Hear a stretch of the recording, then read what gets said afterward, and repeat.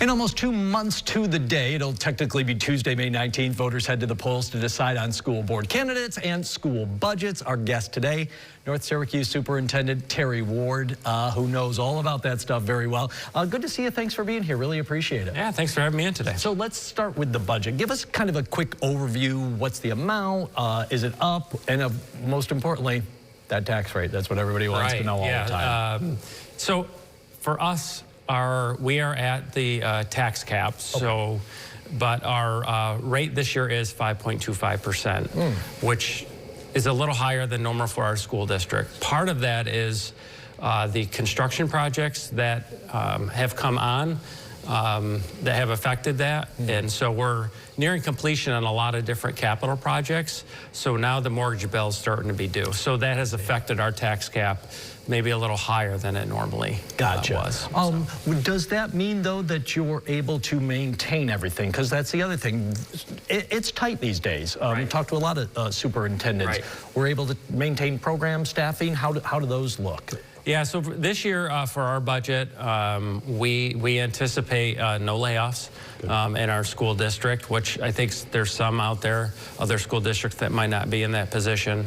At the same time, we've been responsible to our taxpayers because we keep making reductions where we can through attrition. And so last year, there were 38 positions, all through attrition in our district, and this year we anticipate 9 all through attrition. And some folks would say, well, that's a lot of staff. But over 10 years ago, we had over 10,000 students, and we have around 7,800 students to date. Interesting. So, and we're no different than any other Central New York school district right now, as far as declining enrollment. Yeah, we're all kind of in that.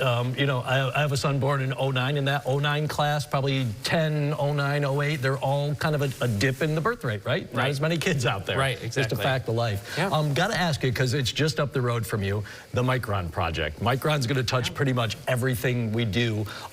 What kind of money, is there a pilot agreement, anything like that that they'll be able to contribute to you for this year's budget? We don't want to look too far out, but you know, this one that we'll be voting on in May. Any impact from Micron? There is an impact on our district. As you know, the Micron pilot was with the county. The school district doesn't have a seat at the table. There's no negotiation power there that we have.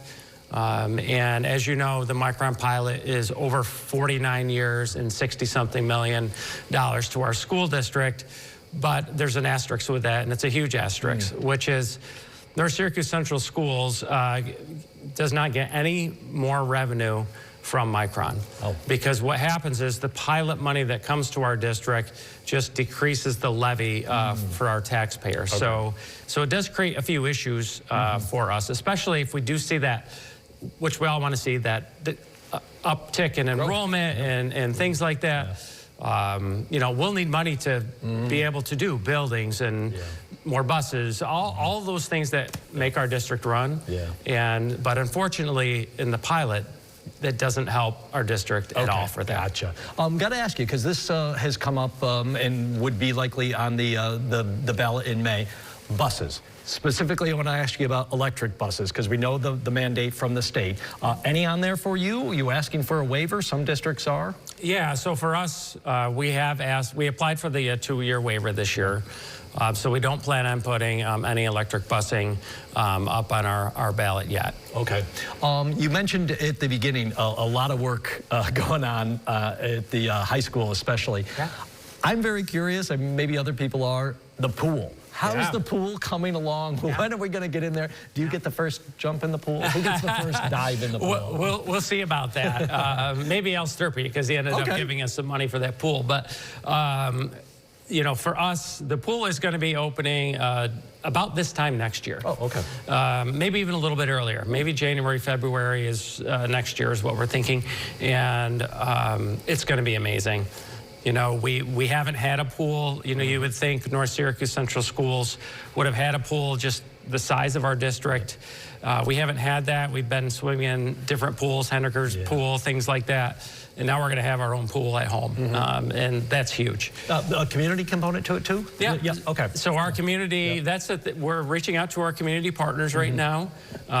So the community would have access after hours and things like that to the pool. So we're looking for that partnership that would help us, run that particular piece. Terry, great conversation. Like to have you back again sometime soon here. Appreciate it. All right, thanks, Jeff. Okay, be good. Thank you.